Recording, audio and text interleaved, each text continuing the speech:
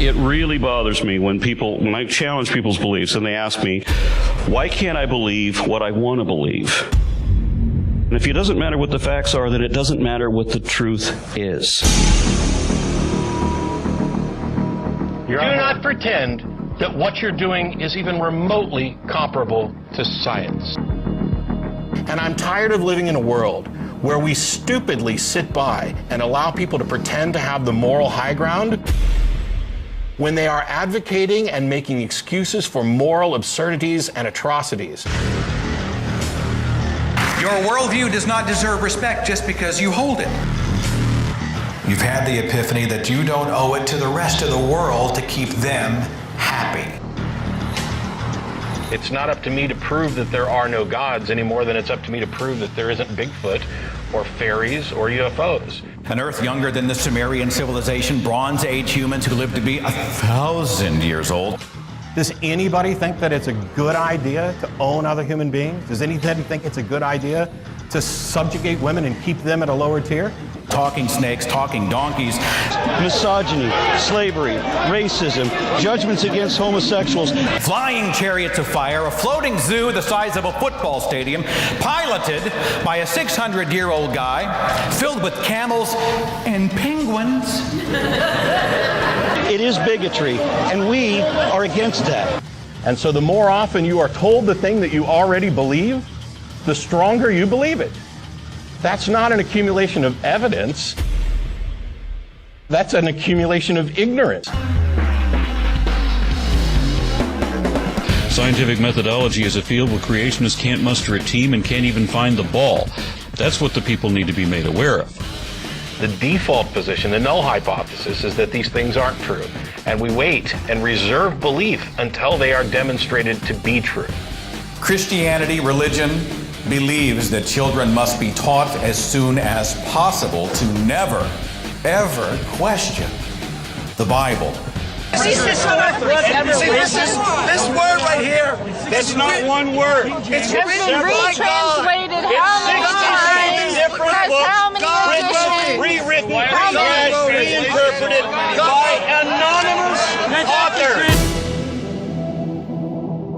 I was programmed. Only the Bible, only the Bible, only the Bible. It's not our demographic that has the most divorces, that has the most chemical dependencies, domestic violence, criminal convictions, or even abortions. The only thing we might have more of are diplomas. When I do the show, I'm not all about converting people or deconverting people. Although I'm happy to do it, and I make no apologies about being a proselytizing evangelical atheist. People want to say that life has a meaning in that it has an intended purpose, because these people, the people that believe this, or the people that need to believe this anyway, are the ones that are basing their perspective on fear. The superstition that used to control me, to limit me, to frighten me, to stifle me, it's now a punchline to me. Life is like its own reward. You know, this idea that some people have that atheists must be nihilists who have no purpose and are all dour all the time, and oh, this life has no meaning and purpose, and why don't we just end it all? I cannot grasp that. I found that the world is so much better when I'm not limited by my God glasses. People have asked me, well, what are you going to do if you die and you end up standing before God? Hey, I tried. I used my brain, I followed the evidence where it was, and by the way, if your character is actually accurately depicted in the Bible or the Quran, I don't want nothing to do with you. I'm already morally superior to you. I already care more about people than you do. Because religion reverses and perverts everything.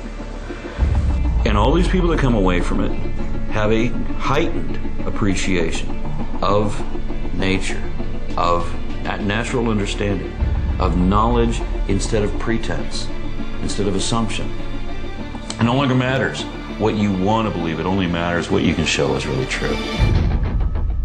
Nobody has a monopoly on being right, but skepticism has the distinct goal of actually striving to be right and using the tools that are most likely to result in you being right. Just remember the people in this room.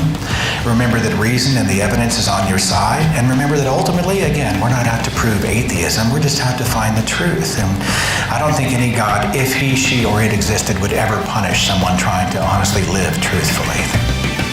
We don't need some transcendent mind to dictate what is true. We discover what is true about the reality that we inhabit. Refuse to be misled, rejected. Represent and loudly demand rational government. And even though you don't believe your father is a king and your mission's written in a magic book and your home is in the heavens, your life is wonderful and amazing and precious and so much more satisfying.